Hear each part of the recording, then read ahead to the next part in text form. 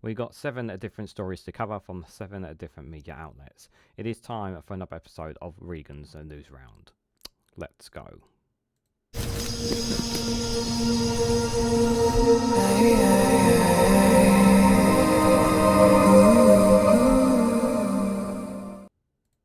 Good morning, good afternoon, good evening, wherever you are in the world. This is Reganelite here with another premiere video of Regan's Newsround, where I cover 7 different stories from 7 different media outlets here. The date and time of this recording, is on the Thursday, the 19th of December at 10:06 a.m. just for reference here. The 7 stories that we're going to be covering here today will be, the first one will be from The Guardian on Brexit. It cost the UK £27 billion in lost trade in the first 2 years of review fines. We'll then be looking at an exclusive from Sky News of more action has been promised after police attend fewer than 1 in 4 shoplifting incidents. That is from Sky News. The next one we'll be looking at is from the BBC, where English councils are to get £700 million top up next year, which sounds promising. We'll then read an exclusive from the iPaper, where Trump has called Starmer as the US February trip is lined up. So Keir Starmer could be making a trip to the US in February there. Also be from the Independent that the UK may send British troops to Ukraine to train soldiers. The Defence Secretary suggests to train soldiers, not to actually participate, but to train, just for reference there. Another one we'll be looking at is an opinion piece from Open Democracy, where entitled that our under-resourced legal aid system is dangerous and it didn't need to be this way, and I agree with that, and we'll talk about that more later. And then finally we will end with Byline Times with their headline group that climate groups are demanding that Gatwick and Luton Airport expansion's decision is delayed, and we'll get to that near the end. And we also have two funny videos in between as well. So let's get started then. So the first one here is from The Guardian. Brexit is costing the UK £27 billion in lost trade in the first 2 years, the review finds. So despite the fall in trade, LSE study says overall impact was more limited than the OBR forecasters had first estimated. So apparently it wasn't, despite the damage, it was not as it was more limited than the OBR's forecasters estimated, according to this LSE study.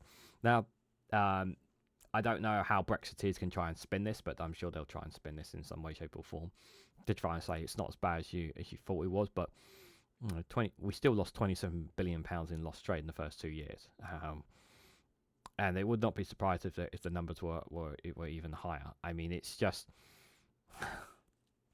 it's the gift that keeps on giving, and people can't stand news on Brexit. People don't want to hear about it. Well, the reality is that it's affecting their lives on a daily basis, every single day. And ever since we've left the European Union, we've been worse off. Everyone has been worse off. Now, unless you're a billionaire or millionaire, then you're perfectly all right. But everything has been made worse off as a direct result of Brexit.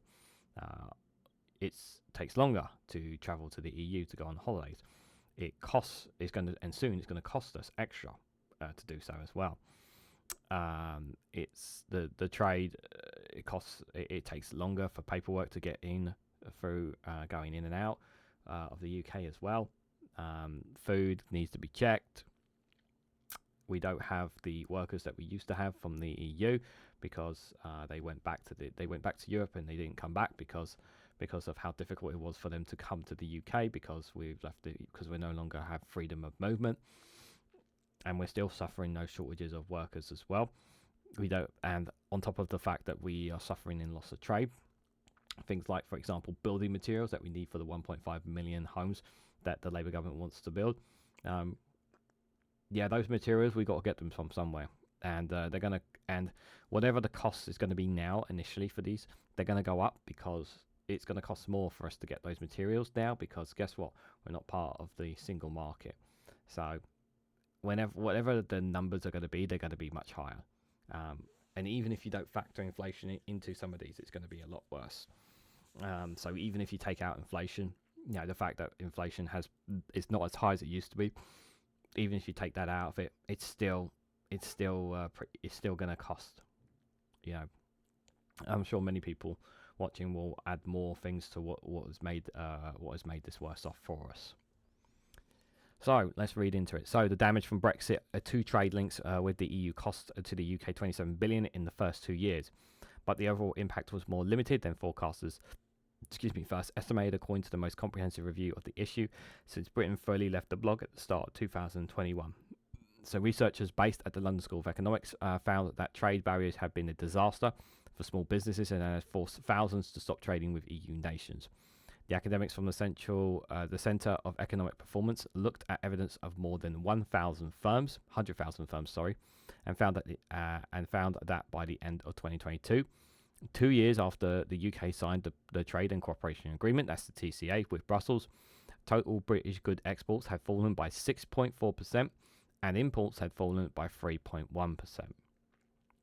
And that is, without a shadow of a doubt, a direct result of us leaving the European Union.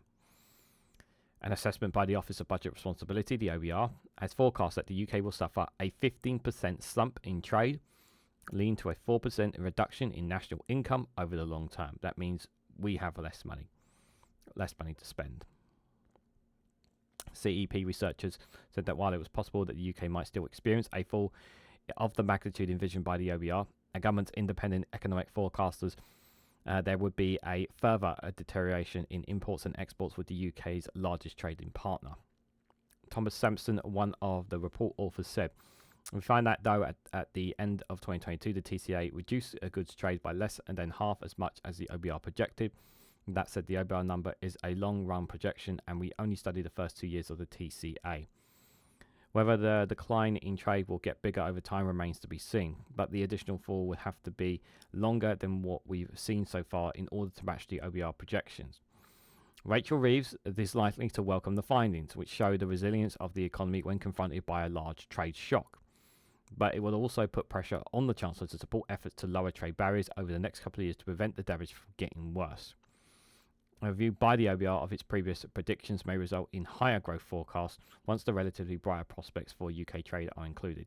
Yeah, the idea is that if they reduce lower trade barriers, the damage will not be as sufficient over time, and it may be while we will still suffer, but it's a case of whether we will suffer more or suffer less as by decisions that the UK government makes over time in introducing of trying to bring us closer to trying to bring us more aligned with EU standards.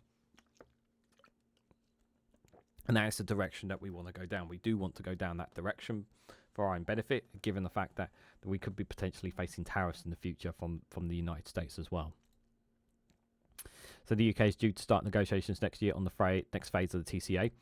Ministers are expected to resist calls for the UK to open its agriculture markets to competition from EU farmers and fishing trawlers in return for greater access for UK goods to the blog. Examining the first 2 years of the TCA, the author said it was clear large firms had mostly carried on trading at the same level with EU partners.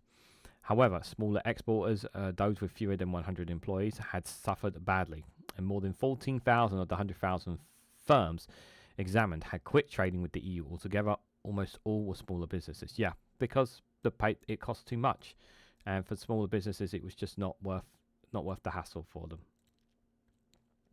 Imports held up better than exports after larger firms found ways to source components and raw materials from countries outside the EU. And Sampson, an associate professor of economics at the LSE, said the TCA has been a disaster for small exporters, many of which have simply stopped exporting to the EU. At the same time, larger firms have adapted well to the new trade barriers. Consequently, total exports have, at least so far, declined less than expected. The research is the first to study the impact of Brexit on trading using customs records recorded by HMRC. Researchers said the customs data allows them to view individual business relationships and highlight how larger firms have adjusted to the new trade relationship better than small and medium-sized firms.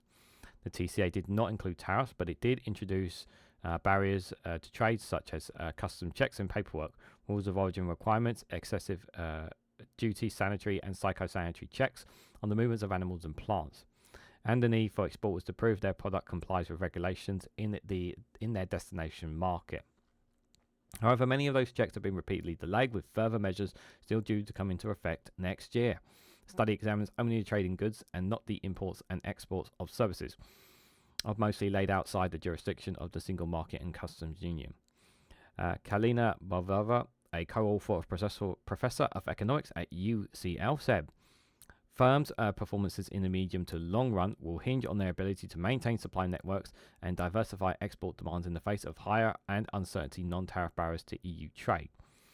The report found that the UK's exit from the EU single market and customs union at the start of 2021 led to immediate declines in exports and imports with the EU. However, it added, we also showed that firms responded to this shock in ways that dampened the fall in overall trade. Large firms did not experience a drop in exports, while importers partially compensated for lower EU imports by sourcing more from outside the EU. Consequently, we find that, at least in the short term, aggregated trade proved modernly resilient to disintegration. So it's not. They're basically saying it's still bad, but it's not as bad as what the OBR had estimated, is what they are saying. But it is one study. But make no mistake about it, there's no positive here to spin on this. And I don't see. I can see Brexiteers will try to spin this in some way, shape, or form that it's not as bad as we thought. And some people will obviously argue that, we have to suffer first before we start seeing the benefits of Brexit. And it's like, well, we're already suffering. Like, we're not going to wait 50 years like Jacob Rees-Mogg suggests.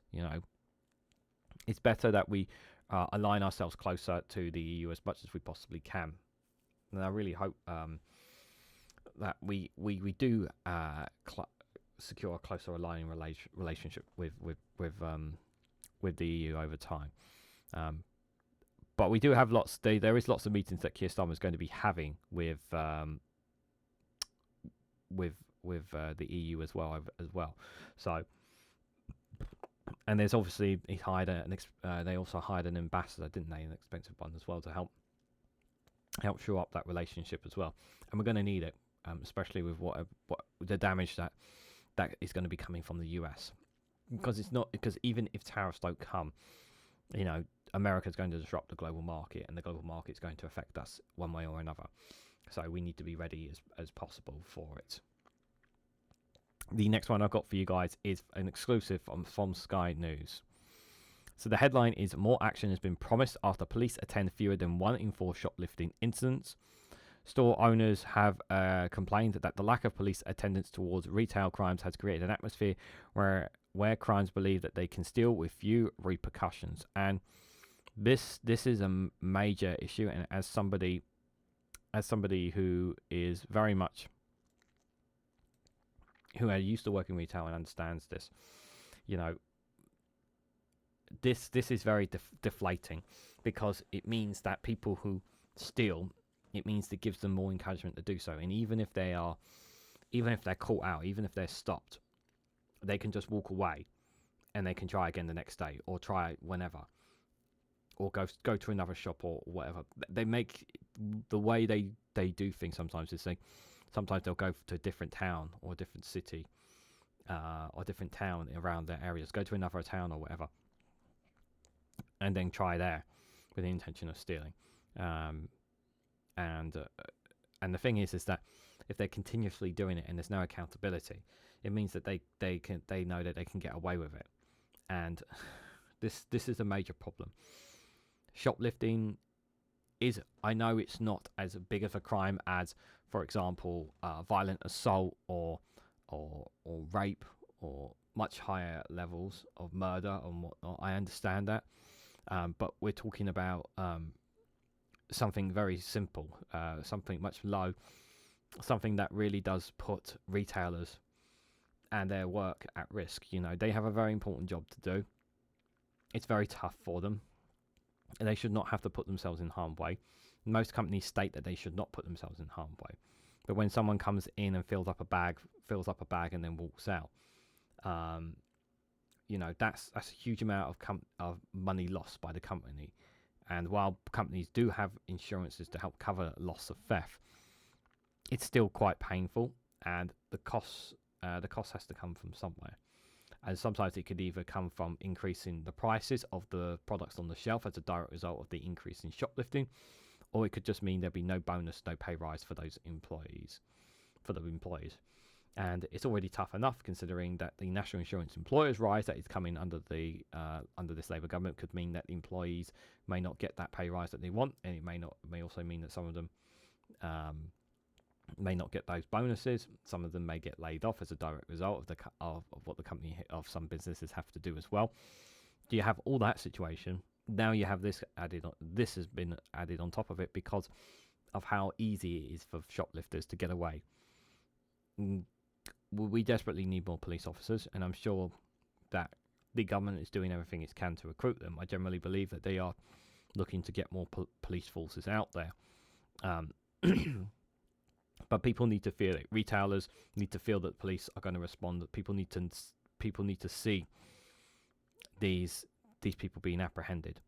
And I think if more people see it, more people police respond to it, people will feel more safer.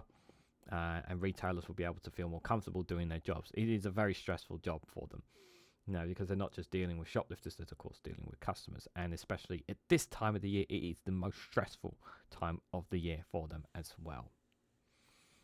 So the policing minister says she wants forces to do far more to tackle shoplifting after figures obtained by Sky News showed fewer than 1 in 4 instances were attended to by officers in 2023. So Dame Diana Johnson blamed the declining officer numbers under the previous government, but also said she wanted to see shop theft treated seriously and the police need to play their part. Yeah, I do agree that the decline in officer numbers is a factor in this as well. She was reacting to figures obtained by Sky News under the Freedom of Information Act that reveal officers turn up to fewer and fewer incidents over the last decade. And this is the thing, and as someone who has worked as a manager as well, it's very depressing when you contact an officer to report, or you report an incident and the officers don't turn up. Most of it now, it's a case of you just report it online. You fill it in online now rather than actually an officer coming to turn up to take information in now. A lot of it's the case of now just filling it in online. But if there's like an incident, like someone's been assaulted or there's been vandalism or whatever, you contact the police. Sometimes the police, even there, they don't turn up, and that's really, really bad. Or they turn up very late because they're dealing with another situation somewhere else. That's really, really that makes you feel very vulnerable working in the environment that you're in. Just 22% of shoplifters incidents were attended to immediately by police in 2023, based on responses from 22 of England's 39 police forces. Yeah, this is England specifically, just for reference. In 2016, data from 17 forces gave an attendance rate of 52% more than twice the 2023 figure. And while in 2013, figures from 11 forces suggest an attendance rate of 72%, more than 3 times higher than a decade later. So this is from the Freedom of Information request here. So this is the graph here. Fewer than 1 in 4 shoplifter incidents were attended to by the police. The percentage of shoplifter incidents immediately attended by police each year. So you can see it also just wants to note that not all police forces were able to provide data for each year, but the overall trend is very similar if we included the only forces that provided data for each year. So this is all the forces that gave the information in terms for this Freedom of Information request. And you can see from pretty much from the start of the graph from 2014, 2016, 2018, 2022 that from 2014 it was quite, in the last 4 years there was a massive steep of decline in the last 4 years. There doesn't appear to be at all no uptick whatsoever from this graph. That's very, very concerning indeed. Just look at 2015 and 2016 data sets. A clear trend of declining attendance rates is seen. And some of the police forces who were responding to our request said this was because of modern, more remote investigation techniques. Yeah, this is also true. Like I said, a lot of it now is a case of retailers and whatnot are reporting them online, reporting the instances online now. Or there's a systems that most retailers have in place where, or there's like, and I've talked about this before, some towns and communities, rather than having police officers, they have like a community radio reporting to each other when there's troublemakers around as well. So it's not always a case of just contacting the police force now. So there are other means now. Others say that while officers may not always attend crime scenes immediately, they will often follow up later at a later date if there are credible lines of inquiry. That's something was happening. I remember during my time in retail, is that sometimes they would turn up a week or two later, taking a report on that incident to chase up on it. However, store owners and workers have complained that a lack of police attendance towards retail crime has created an atmosphere where criminals believe that they can steal with fewer repercussions. Earlier this year, the Brita Retail Consortium said violence and abuse against retail workers have risen substantially to 1,300 per day in 2022-2023. And Sky News has seen CCTV footage in one shop worker in South London being threatened by 3 people on Christmas Day 2023. The thieves steal scratch cards and spirits and attempted to assault a cashier who fights back in what appears to be a spanner. Another London store owner said he used to keep a baseball bat and pepper spray behind his counter but was told to remove them by the police. Well, we can't stop them, hold them or anything, so shopkeepers are so vulnerable at the moment, said Dennis Mauritian. Just imagine you're the situation right now. Imagine we didn't have the gun laws in place. You know, imagine if we had the same. Imagine if we had the same gun laws in like they do in America. Like, a lot of people would be really, really bad. But here, like, I don't blame this owner. If he puts them back thereafter, I would not blame them. He's also accused the police of not attending shop theft incidents and not taking the crime seriously enough. Commanding Owen Richardson from the Metropolitan Police said, "Our call handlers will assess each and every report and make an assessment based on the available lines of inquiry." A retail crime action plan was published by the National Police Chief Council, the NPCC, last year, prioritising attendance to instances where violence was involved or where an offender had been detained. However, levels of shop theft have increasingly dramatically in recent years, leading to pressure on police resources. A spokesperson for the NPCC said, "We have made significant strides in our fight against retail crime, strengthening relationship with retailers and greatly improving information sharing, which has resulted in a high number of harm offenders being brought to justice." Dame Diana told Sky News, "We know that over the last year there's been a 29% increase in shop theft. That cannot go on. We need to take action and the police need to play their part." She also pointed to declines in officer numbers as a possible reason for the drop in attendance rates. So this is all sourced from the Home Office here. This is the number of frontline police officers in 2023 was similar to the level in 2010. So it's not so much. So there is still a number. It's just a case of actual respondents to them. So yeah, it was quite a dip in 2019, and then it came back up there. Yeah, because this is I recall. So they cut police forces and then they brought them back up again. You remember they cut like 10,000 police officers, I think it was, like, or 20. Yeah, there 20,000 there. It was 20,000, and they put the number back up and tried to take credit for it. The Conservatives, they cut police forces and then brought them straight back up and said that they hired 20,000 police officers when they were supposed to increase it from instead, but they didn't. The police headcount fell around 20,000 between 2010 and 2017 before rising again by 25,000 by 2023 amid a recruitment push launched by Boris Johnson. Only 5,000 more. The Labour government's pledged an additional 13,000 additional neighbourhood officers by 2029. So Keir Starmer also promised a named contactable police officer in every neighbourhood, and the acting of the 2014 law that means low value thefts of under £200 are subject to less serious punishment. Yeah, I'm glad this law has been axed, because even if it is a less serious punishment, it is still breaking the law, and we need to send a message to criminals out there that you cannot steal and you cannot get away with it. And at the moment, they are stealing and they are getting away with it. A lot of them are, and this is not good enough. There needs to be accountability for this, and I hope accountability comes soon for it. The next one I got for you guys is from the BBC. So English councils are to get a £700 million top up next year. The government's announced an extra £700 million for English council budgets next year as a first step to rebuild their finances. So this is a welcome top up. Is it the be all and end all? Is this going to fix all of their council's problems? Absolutely not. It wasn't too long ago I brought out a video about the the concerns about the bins, and about them reducing bin collection possibly in some places. I do hope that's not going to be the case, but this is a welcome. It is a welcome boost. But is this going to be enough for councils? I don't think it's enough.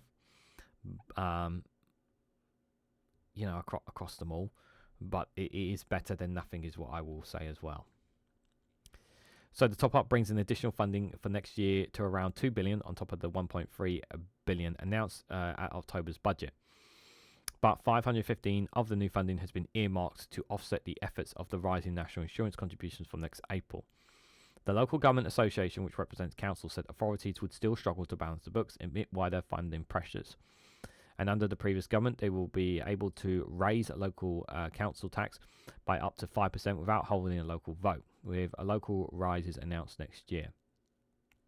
The provisional figures cover spending from April next year and will be subject to consultation and potential further revision in February. The extra funding for next year includes £600 million that will be allocated to councils according to their level of deprivation, with a separate grant to help rural councils deliver services repurposed. Ministers argued this will make the system fairer because councils in poorer areas are less able to raise income locally.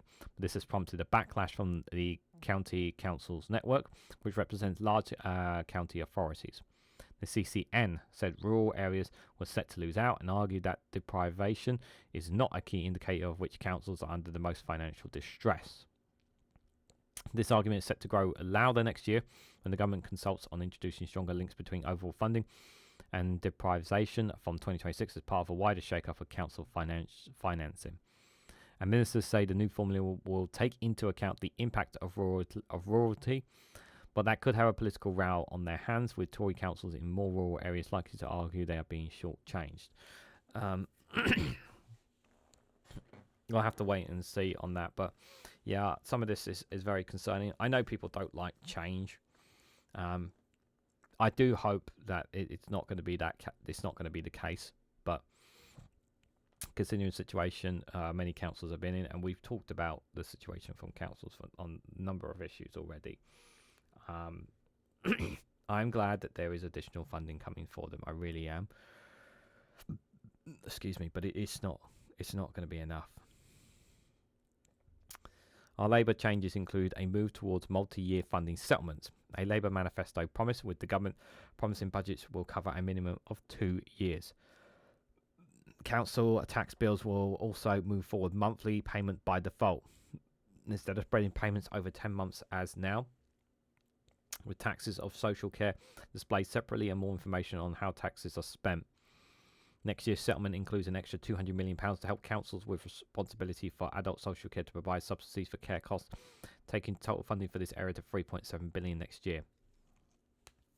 Although the cash boost is likely to be welcomed by the sector, providers have expressed concerns about the impact of rising national insurance costs.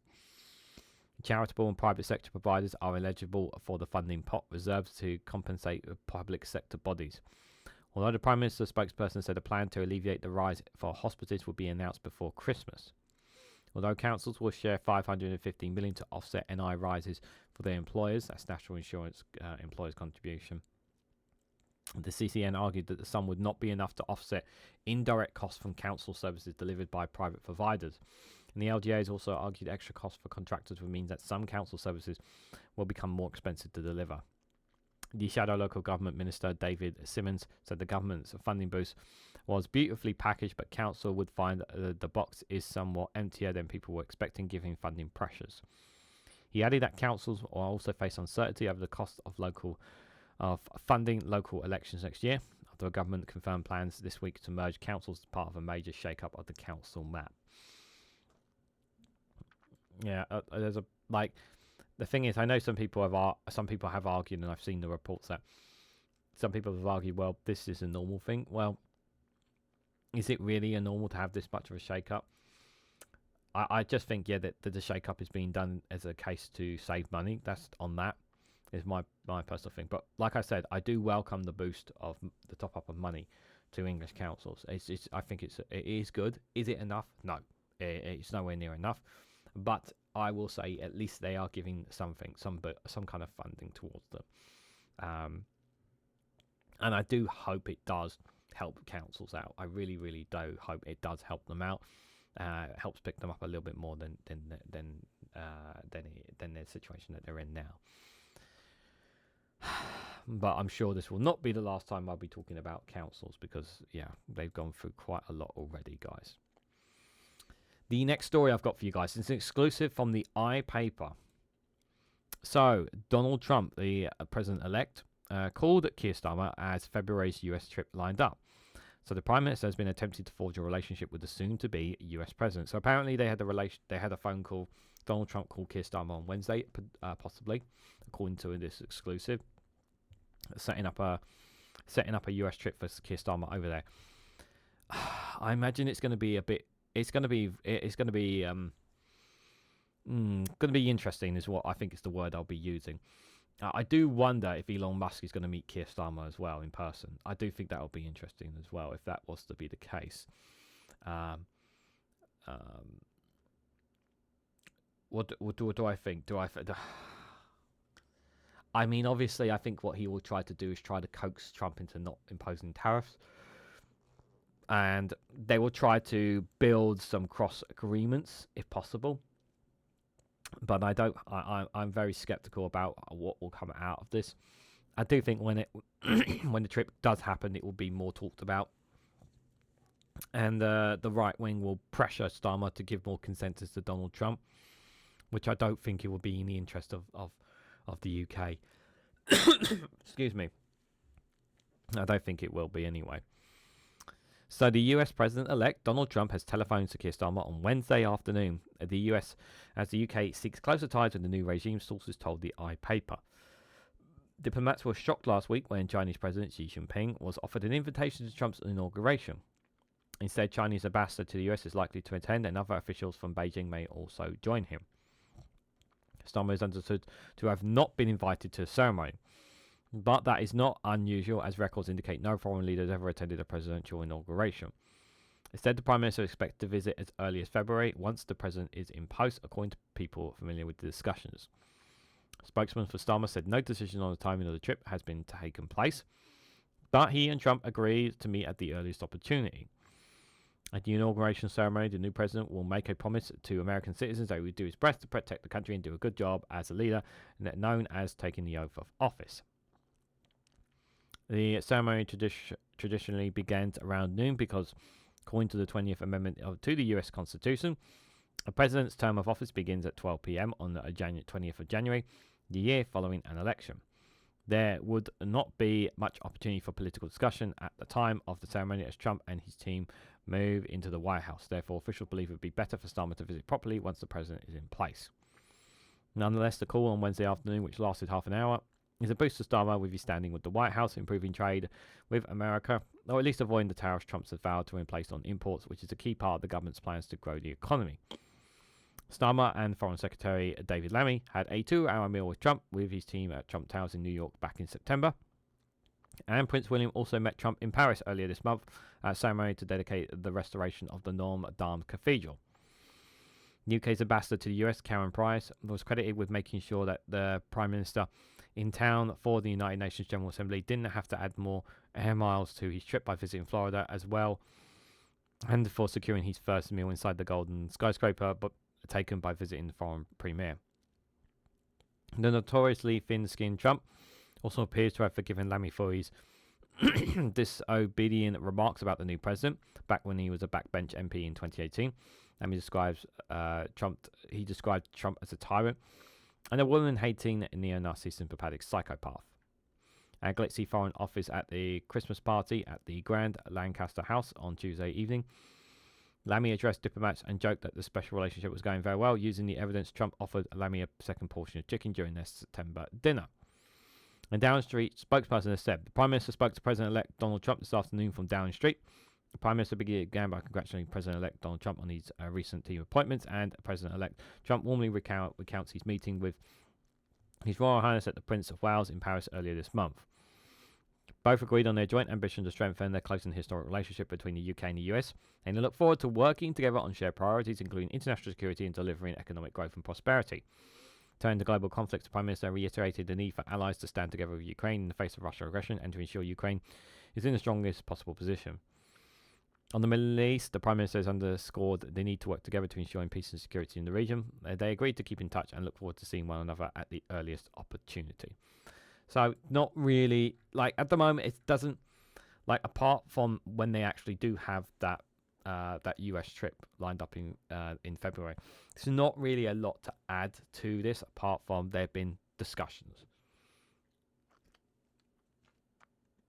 There have been discussions, there have been talks, and that's been it. So, will there be another call before then? Maybe. I just like, I know that we know that the Republicans, we know that Elon Musk, they're not fans of this UK government, but they're going to have to endure with them. They're going to have to work with them, whether they like it or not. We've got a Labour government for the next 4 years, unless something dramatic happens, or unless something dramatically happens in the US where Trump somehow finds himself ousted or something happens to him. This is the situation. There's going to have to be a relationship here for both sides, really, on this. But obviously, the US will have a bigger hand than the UK. So, Keir Starmer's got to walk a fine line, shall we say, on this ordeal, that is for sure. So, guys, we're gone about 36 minutes in of this recording so far. I'm going to take a little break. Got 3 more stories to cover here on Regan's Newsround. I hope you enjoy this classic funny video.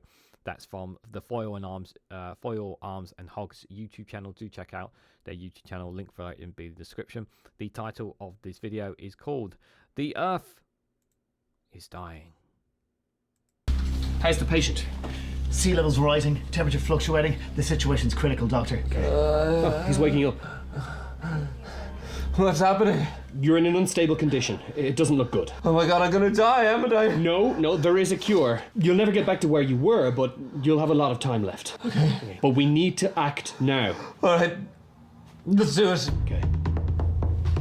Yeah?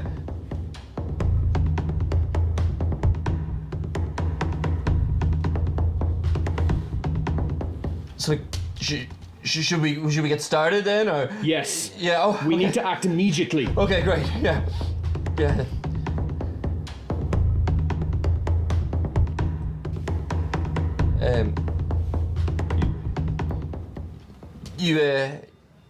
I won't let you down. Okay. Doctor, he's burning up. We haven't seen temperatures like this before. Oh god, I'm gonna die. No, you're not.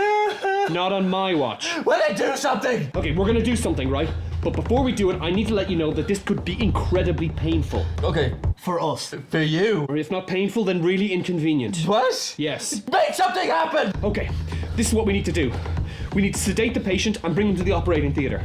Yes, Doctor. Then as I wash up and put on my gown, you sterilize the area and prepare the instruments. Yes, Doctor. Then when everything is ready, I'll make my way down to the theatre and I'll ask you for a scalpel. You'll reach over into a metal tray and you'll... Would you stop talking about what you're gonna do and just do it? We need to be 100% sure before we act. Doctor, the analysis has just come back from the lab. Whoa. This is definitive. Okay. It tells us exactly what we need to do. Okay, let's not waste any more time. Yes, okay. Oh, Doctor, wait. What is it? There's this conflicting evidence. What the... This changes everything. No. You're just not gonna do anything, are We you? are doing everything we can. It doesn't seem like that. Doctor, Mars is here for their checkup. Okay, I'm very sorry, Earth. We're going to have to reschedule. But why? What's wrong with Mars? Oh, nothing. It's just exploratory. Doomed up.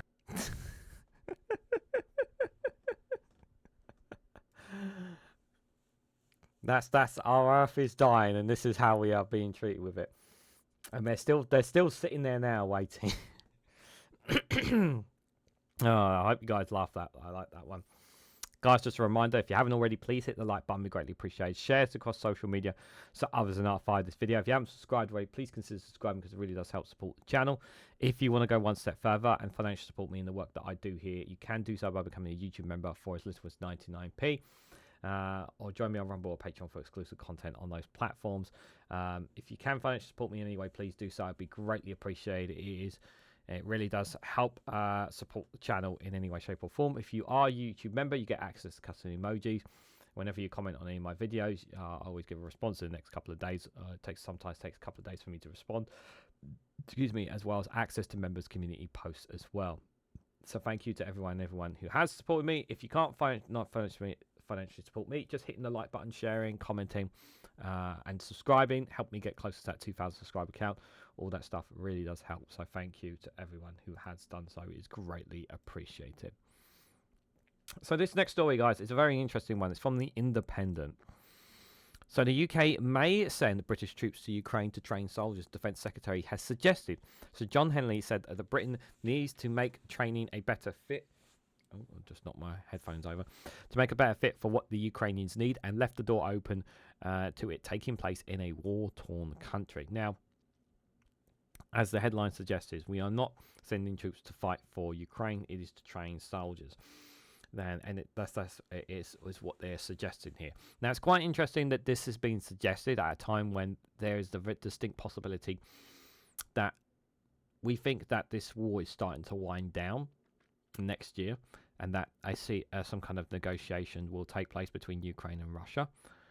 That is what we think that is going to happen when we think that Trump is going to push real hard for that when he comes into office. Because he said he's going to stop the war on day one. I still don't know how he's going to stop the war on day one, but he said he's going to stop the war on day one. That's what he just stated.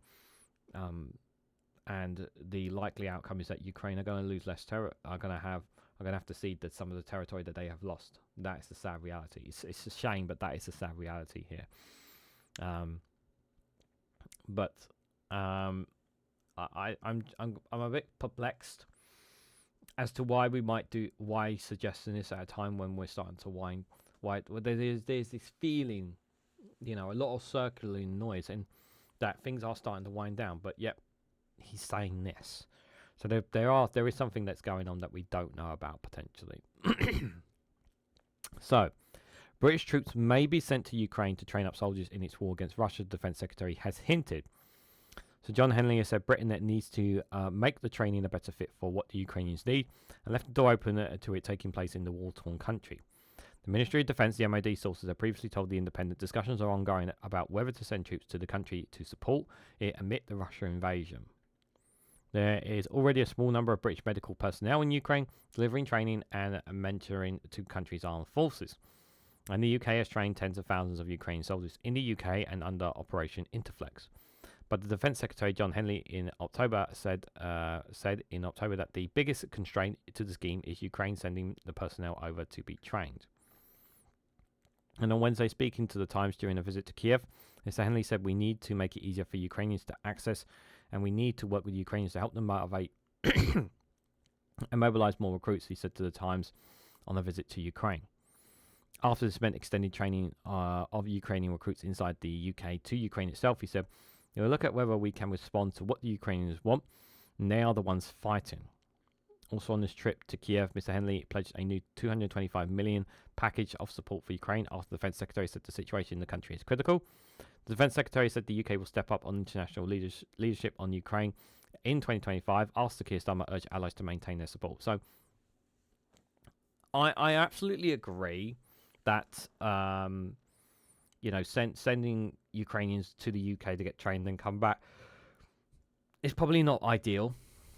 I can see it. Maybe I can see them doing.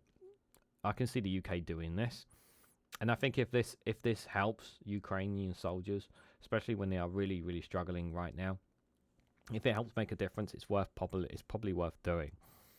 But at the same time, as saying that, we are coming to a point where we think, like, is this war going to stop in the next couple of months, in the next 6 months? Like, what do we honestly think? Like, because part of me feels like, based on what we continuously hear, is that Russia are gearing up towards this negotiation. Hence why they're pushing so hard right now. They're pushing even harder than they have been earlier this year to capture as much territory as possible. So the package announced on Thursday involves £186 million for military equipment through the International Fund for Ukraine, including $92 million for Ukraine's Navy and $68 million for air defense equipment. Stanley met with his Ukrainian counterparts, Ruskin Omarov, as he unveiled the package, which included the $39 million for counter-drone systems and protective equipment for Ukraine's armed forces. Announcing the new funding, Defense Secretary said in nearly 3 years after Russian President Vladimir Putin launched his illegal full-scale invasion, the depths of the miscalculation are cleaner than ever, as the brave people of Ukraine continue to defy all expectations with their unbreakable spirit. But they cannot go it alone, which is why the UK will step up our international leadership on Ukraine throughout 2025. We will enhance our offer of training to Ukraine and provide a battle-winning capability such as drones and munitions, including in our new 225 million package today. On Wednesday, Mr. Henley told the LBC that it is a critical period for Ukraine, and Russians are putting Ukraine under pressure on the front lines, but Putin himself is showing no signs of weakness, calling in North Korean troops to reinforce his own army, walking out on Assad and failing to defend his own positions in Syria, he added. His visit comes after the Prime Minister said it would be a big mistake if allies did not maintain their support. Speaking during a visit to Norway earlier this week, Sakir warned it was time for Kiev's allies to double down on financial commitments, sanctions, and the training they were providing to Ukraine. It's important that we put Ukraine in the strongest possible position if there are to be negotiations, even if there aren't to be negotiations, he said. It would be a big mistake, in my view, to take our eye off the ball and not ensuring that Ukraine's in the strongest possible position, which is why we've been doubling down at this and many of the international meetings that we've had with our allies to discuss this. And meanwhile, in London, the financial assistance to Ukraine's bill cleared with the Commons without any opposition on Wednesday afternoon. The bill allows the UK government to provide loans and other financial assistance to Ukraine, and UK's contribution to the G7 group of nation loan package is $2.26 billion. Other contributions include the United States, the European Union, Canada, and Japan. The bill passed its first reading from the MPs will now move to be scrutinised and voted on by the House of Lords. The Treasury Minister, Darren Jones, said the House has today and throughout the bill passage so far made it clear its strong feelings towards the plight of the Ukrainian people. I'm happy about this bill. Ensuring more aid goes and financial assistance goes to Ukraine. I know some people are saying we're giving this support to Ukraine. Why are we not giving more to ourselves? And my response to that is, well, I've said this before. When the UK doesn't have, if the government tells you that they don't have money, they're lying to you. They always have money for money. It is just a political choice that they're choosing not to provide funding for or aid or whatever it might be, whatever's your grievance of where money should be. But Ukraine need all the support that they possibly can be getting. But at the same time, I also know that I feel like that we are coming near to the end of this saga at some point in 2025. I do not believe that this will be going on after 2025. I don't know when. It may not be till summer before they get round the table. But I do believe that there will be negotiations. Because Trump wants it. Trump wants to stop supplying and sending aid, and he's going to force Ukraine on the matter as well, because he doesn't want to send any more weapons and aid and whatnot. He wants to stop these packages going to Ukraine. So we will have to wait and see what happens when Trump comes in, because a lot of things have riding on that as well. So we will see, won't we? So this next one, guys, is an opinion piece from Open Democracy. So it's been a while since I covered a piece from them. So our under-resourced legal aid system is dangerous and it didn't need to be this way. Just one second. Just picking this back up. So an extra £20 million of spending shouldn't be celebrated, but it pales in comparison to funding for our hostile environment policies. So this opinion piece is about, obviously, legal aid, and legal aid has been reduced without a shadow of a doubt. We have not spent as much as we've gone down. We are still one of the most generous nations out there. But it's a lot less than what it used to be. And I do generally believe that it may go down that it may go back down again. The government's announced 20 million. It sounds like a lot, but it's really not. It is a drop in the bucket compared to what we did before. And when you don't, if you don't, it's not always about like helping. It's not just like here. Let me just start this again. It's not just about helping out those nations that are struggling. And don't get me wrong, I've always said that if we help the nations that are really struggling, then it means that they won't become a problem for us later in the future. But it is also about having influence, and money plays a factor into influence on other countries as well. And the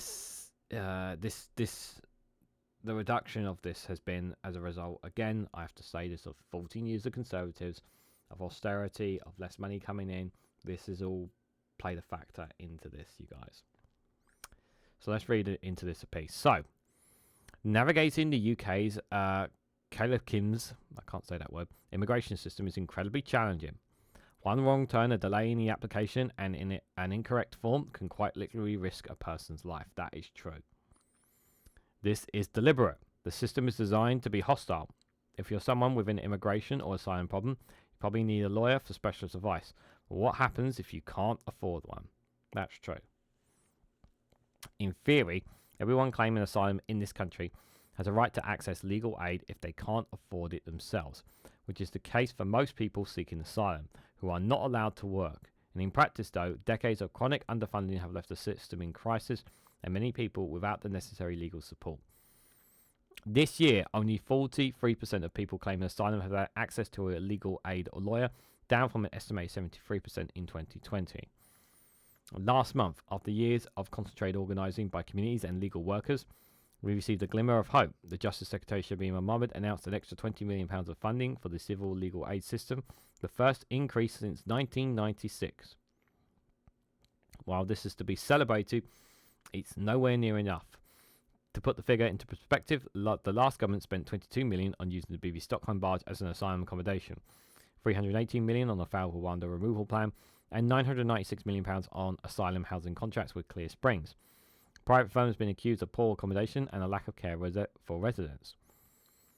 And we've seen almost 30 years of stagnating salaries for legal workers, legal aid providers shutting down, and more people being forced to face injustice without support. Now we need to see much bolder action from the new Labour government if we are to get out of this downward spiral how legal aid is in. The UK's legal aid system was created in 1949 on the post-war principle that wherever you are, whatever problems you face and however much money you have, you should be able to have legal advice and representation if you need it. But while this has never actually been easy for migrants to access legal aid, the last few years have made it practically punishing. In the 2010s, as successive governments' austerity regime violently stripped away safety nets for working class people, migrants and UK citizens alike, legal aid was cut drastically. The proportionately named hostile environment policies also meant people whose immigration claims fell through, facing losing access to healthcare, housing and jobs. All of this paved the way for Boris Johnson and Rishi Sunak's government to house migrants in disillusioned military barracks and years on end, and threatened to send more than 4,000 miles away to Rwanda. At the same time, successive justice secretaries have refused to fund legal aid provisions, making it almost impossible for a person to challenge a legal decision that could change their life. In real terms, at least £950 million of legal aid funding has been lost every year since 2012, and many people have lost their right to legal aid altogether as the scope for eligibility has been reduced. Legal aid workers, meanwhile, have not just had their salaries slashed, but their public value degraded. Immigration lawyers in particular have been demonetised, generating by ministers in the press as lefty lawyers, leading them to become targets of violent hate crimes. Yeah, because they should be, this is dehumanized. This is all about dehumanizing migrants, dehumanizing asylum seekers. We now see the predictable and painful impacts on the people of whom we at Migrates organise. A charity supporting refugees and migrants work with each and every day.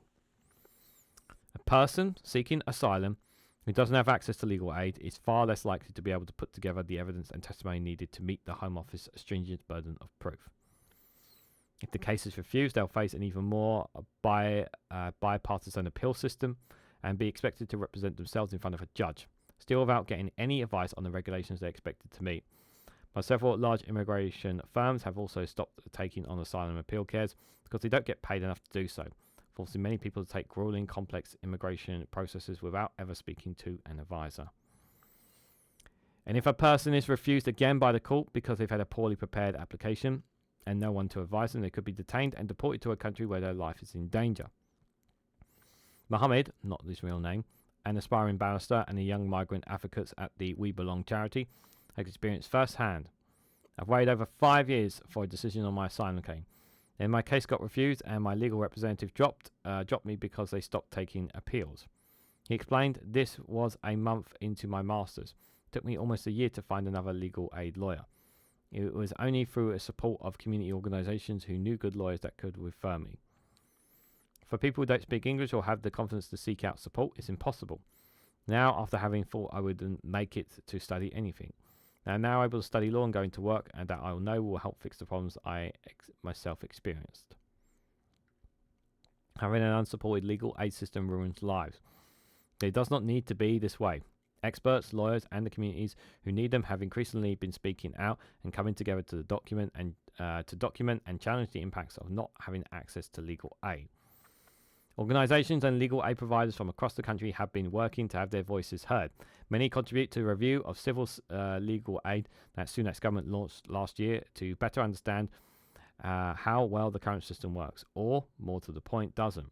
And this year, young legal aid lawyers and migrant organisers have run a joint campaign to help those most impacted by the legal aid crisis to educate their MPs on it and demand change. Researchers such as Joe Whitey, the author of Legal Aid Market, have also shed the light on the extent of the crisis and draw attention to the expanding legal aid deserts, where no legal aid is available at all, and legal cases have been brought against the government. Most recently, in June this year, Duncan Lewis Solicitors challenged the government's violation of its duty to ensure legal aid is available as a result of not increasing fees. The case was settled in September on the basis that the new Lord Chancellor would decide whether to increase rates in November. This organised pressure has been impossible for the government to ignore. And finally, the new Labour government has taken heed of the decades of evidence shared and has taken the first step towards positive change by committing new funding. The additional £20 million announced last month will be spent over the next 4 years and is intended to mark the next steps in government's plans to rebuild the legal aid sector. The money will be used to increase legal aid fees for those working in the housing and immigration sector, with the government saying that it is aiming for a 10% uplift in hourly rates to £65 outside London and £69 in the capital. Though the final figure is yet to be announced, we at Migrant Organise calculate that the proposed payment fees could increase immigration legal aid work by just over 30%. This, we hope, will open up some capacity among legal aid providers to take on the cases of people who have been waiting without support. But in the grand scheme of things, this remains a small injection of cash into two severely neglected areas of legal aid, which will struggle to make any significant impact. A small uplift in fees isn't enough to make working in legal aid any more attractive, meaning it won't address the current crisis in the recruitment and retention of legal aid workers. There is also no sign of commitment to regulatory review funding for legal aid, in order to avoid us ending up in the same position that we are in now after 4 more years of inflation. As successive governments have built a profitable industry out of cruelty, money has been siphoned off to private companies at the expense of public service, housing, transport, legal advice, and needing to create better futures for our communities. The hostile environment for migrants remains very much alive, with Labour promising more money for immigration detention centres, increased deportations and terrorism charges brought against those forced to cross the channel by boats. Many people still face barriers to accessing justice, even with the latest announcement, whether due to language issues, misinformation, or delays. Yes, we're fighting to have more legal aid lawyers. But when will the next increase happen? Asked Mohammed. We need lawyers now that care, especially when the immigration system is so damaging. Quality work, care and compassion should be the core of legal aid. It is not just about funding, it's about the ideology and the principle. So while we're celebrating the work that went into this change, we're under no illusion that people caught up in this hostile environment, or indeed anyone in the UK in need of a lawyer, life is going to get much easier. In the short term, we need a legal aid system that is better resourced than the government's current proposal, for funding to be sustained and raised with inflation, like in many other public funded services, and for it to be available to all groups of people who need it. And ultimately, it is only to end the hostile environment that will prevent people from being forced in precarious situations in the first place, and bring about a dignity and justice that we all deserve. With renewed hope for change, we need to continue organising with all those impacted by the crisis in legal aid to speak out and calls for what is needed. So obviously I was talking about foreign aid at the start, not legal aid. And legal aid is obviously, just reading that there, you know, the perception of people in this country has without a shadow of a doubt changed. And yeah, lefty lawyers is the term. I do remember that term, and they still try to use that term because they're just doing their jobs at the end of the day. You know, everyone should have a right, but because these people are coming across on boats, they try to portray them as having no rights at all. That they are a problem, or that they're vermin or scum or whatever. They reinforce this negative narrative of people who come to the UK, and it's rammed down people's throats on a daily basis on the likes of GB News and certain right-wing tabloids all the time. And it's not right. It's not fair on them. And we don't take anywhere near the levels of immigrants in comparison to other European countries, and yet we still kick and scream about it like it's the end of the world. This premise that people continue to have is that they think all their problems resolve around immigration, and it's just not true. It's just not true. But it's about trying to win those arguments over.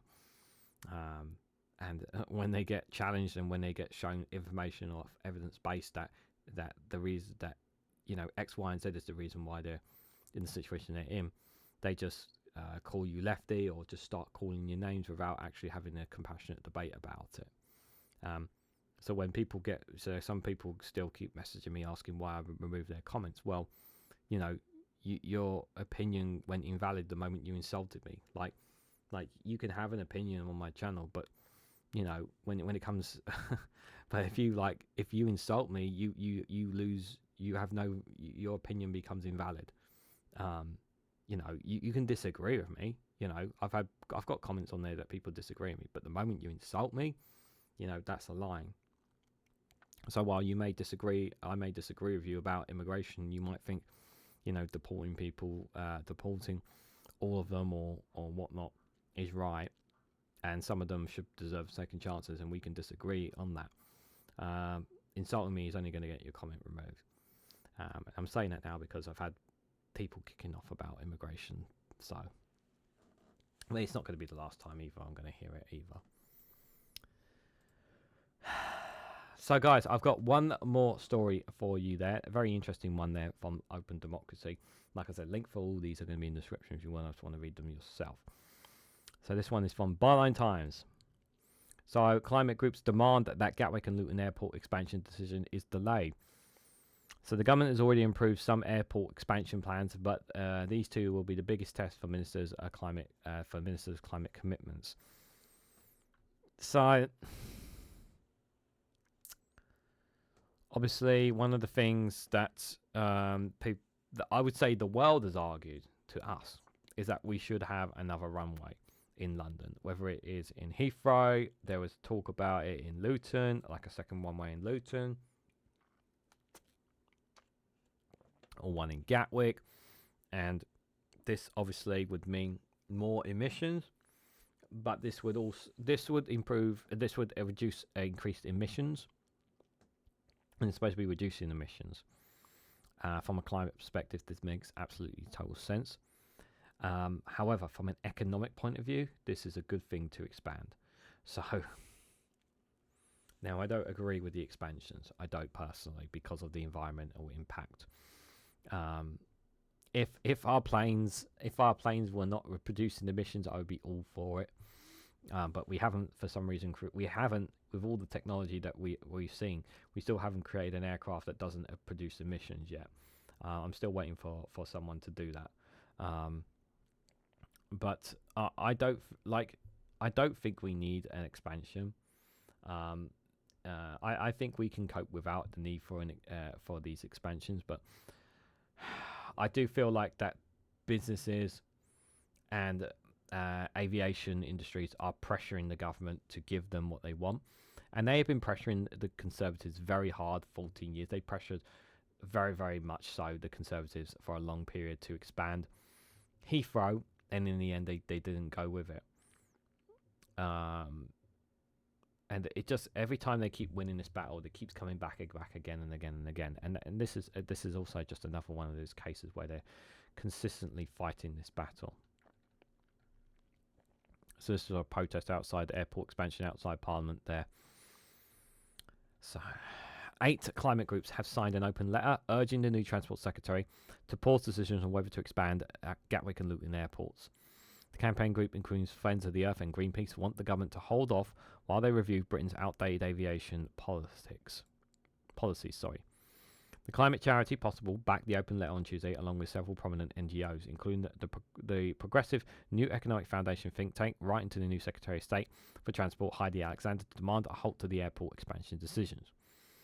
Now, on Wednesday, the Transport Secretary announced that she would delay the decision on Luton Airport expansion by 3 months to the 3rd of April 2025, so she could have more time to consider the application. The owner of Luton Borough Council wants to increase the airport's annual capacity from the current 18 million passengers to 32 million. Climate groups argue any export expansion will significantly increase carbon emissions, posing a direct threat to UK's ability to meet its legally binding climate targets. And the signatories say the proposals are incompatible with the recommendations of the Climate Change Committee and the UK's climate targets. The expansions are subject to development consent orders, DCOs, and require a sign-off from the Transport Secretary. Existing air travel policy framework in England, the Airports National Policy Statement, ANPS, and the Making Best Use, MBU policy, are outdated, the letter argues, as they were before the UK's legal commitment to net zero in 2019. And the NGOs argue that airport expansion risks undermining the government's clean growth plan. This is true. Britain's Climate Change Committee, CCC, has consistently advised the government that airport expansion should not proceed unless the aviation sector demonstrates it is outperforming its anticipated progress in reducing emissions, a condition that, according to the NGO, has not been achieved. They also argue the economic case for airport expansion is getting weaker, as the growth in air travel is now driven primarily by leisure travel, which contributes to the UK's current account deficit rather than bolstering economic strength. Government and aviation industry appear to be relying on speculative technologies, outlining so-called jet zero strategies, such as alternative fuel and zero emissions aircraft, which remain unproven at scale. Climate groups caution against locking the UK into unsustainable emission levels that conflict with climate goals. The new government recently upheld restrictions on weekend flights at London City Airport, but rubber stamped an increase in passenger numbers at the airport. Possible, with other signatories, is urging the government to align its aviation policies with the CCC's recommendations and Britain's next upcoming carbon budget, before approving projects that could derail the UK's net zero ambitions.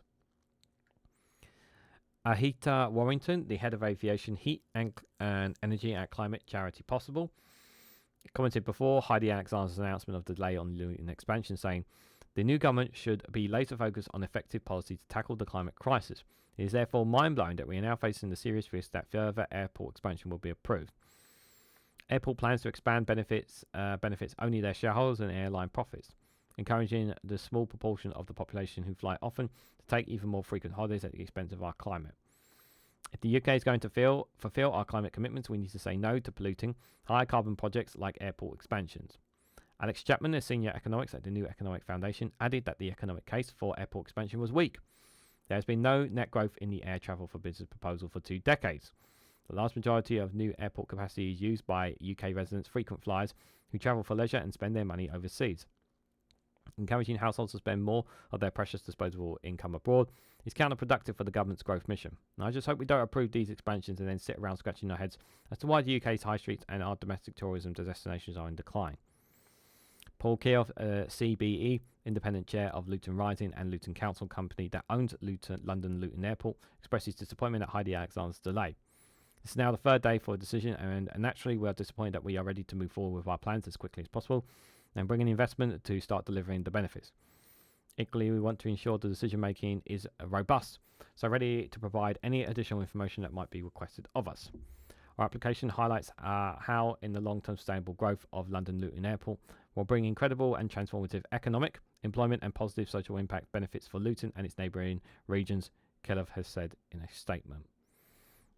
And there's the letter in full here. I'm not going to read it in full just because my voice is cracking up now. But if you want to read the letter in full, you can do so, guys.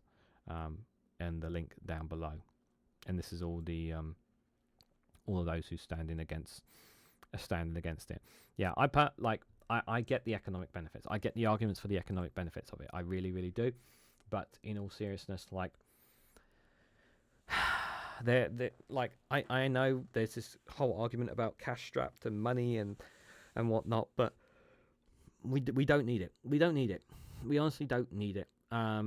People will argue as well about the ever-growing increase in population. Again, we don't need it. There are other ways.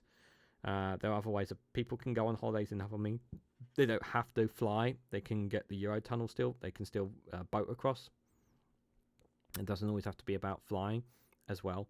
So I don't agree that we need to expand these airports.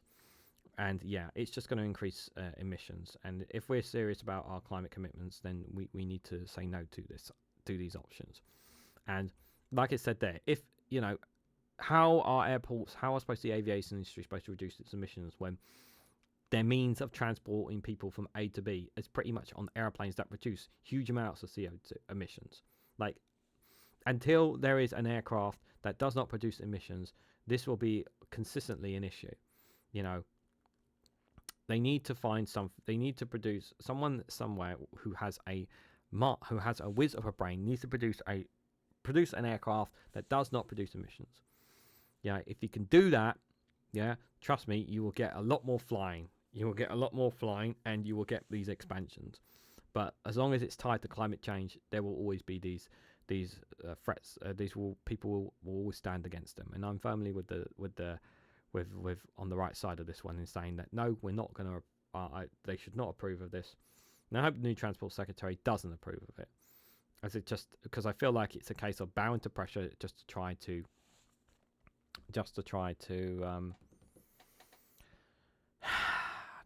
win, just to try to show that they are investing in all that kind of malarkey. So guys, but just before we come to the end of Regan's Newsround, I have one more funny video to see ourselves out of the premium of this. So I hope you guys enjoy this funny video from Nerdine Skinner Comedy. It is an old one, but it is a funny one indeed. So the title of this one is Liz Truss Needs Money. It's a Liz Truss parody. So I hope you guys enjoy this one. Hello, it's me, Liv Struss, your ex-pie mincer. Now I know that a lot of people are thinking, hasn't she faded into insignificance now? No, I'm still here, so hopefully that makes your day a bit better. Secondly, I'm here because Noreen, a so-called comedian, is going to the Edinburgh Fringe in a couple of weeks, and she doesn't have any money and she needs your money now. Now that's because number one, she's a comedian, apparently. Number two, I'm in it and I cost £60,000 per minute. And number three, obviously if I'm not in it, there's no show. It's all about me. It's called The Exorcism of Liz Truss. Now let's face it, she's never going to get rid of me. It's a safe seat, just like East, South, West, Norfolk. Now, obviously, I've got a lot of money, but I'm not going to give her any because I work hard. I'm a grafter. And as far as I'm concerned, she hasn't hit retirement age yet of 80 years old. Now, I know she looks like it. She's weathered and quite haggard, but believe it or not, she's nowhere near 80 yet. I know. As far as I'm concerned, if you are still breathing, you can work. If you can walk, you can work. If you can't talk, use your hands. If you can't use your hands, use your legs. I mean, it's really simple. Now, obviously, I wouldn't normally care about this kind of thing, but actually, little old Lizzie has been in the back seat for too long, and it's time for me to tell my story. Now, I know that I have released a book and I've done several interviews about it, but I think everybody needs to really know that I did nothing wrong. The only person responsible for the downfall of the Conservative government is Tony Blair and the Blair Witch Project, because that is a disgrace. So come and watch the show and give your money now. How much money does she need? £11,000. That's nothing. Gosh, oh my goodness. I've got this cloak from Chevening and this costs way more than that. Actually I stole it, to be honest. Do you know what? She needs to go on OnlyFans. I made that money in over half an hour just talking about growth. Speaking of which, she does owe me about £120,000 now because this is over 2 minutes. Anyway, I've got to go. Give your money now. Goodbye.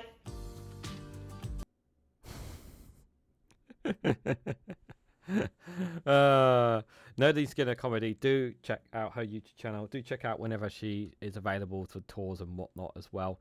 You know, she really does a great parody. She did some of Nadine Dorris as well, I believe, as well in the past. Yeah, great comedy stuff. Yeah, do check out her work, guys. Nadine Skinner Comedy in the YouTube channel, and then check out all of her links as well. But that was an old one from her about 5 months ago.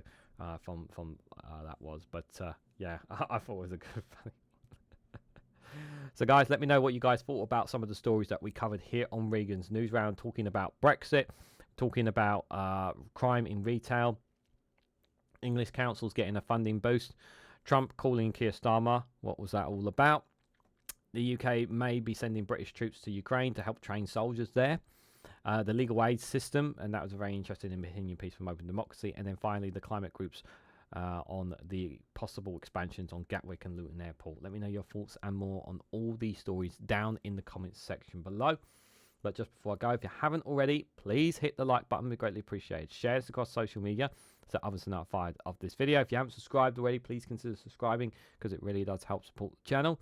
If you want to go one step further and financially support me and the work that I do here, you can do so by becoming a YouTube member as little as 99p, or you can join me on Rumble or Patreon for exclusive content on those platforms. So thank you all so much for watching, and I hope to catch you all very, very soon.